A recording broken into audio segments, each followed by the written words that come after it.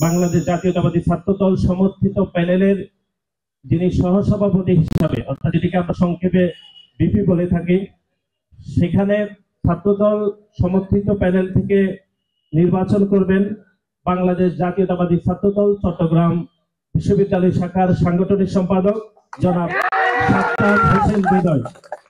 জনাব সাজ্জাদ হোসেন হৃদয় আমাদের সহসভাপতি হিসাবে ছাত্রদলের পক্ষ থেকে তিনি নমিনেটেড হয়েছেন, তিনি নির্বাচন করবেন। এবং সাধারণ সম্পাদক হিসাবে নির্বাচন করবেন মোহাম্মদ সাফায়াত হোসেন।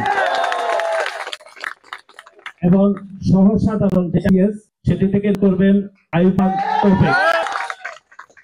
এরপরে ক্রমান্বয়ে আমরা সম্পাদক গুলো করছি খেলাধুলা সম্পাদক ইসলাম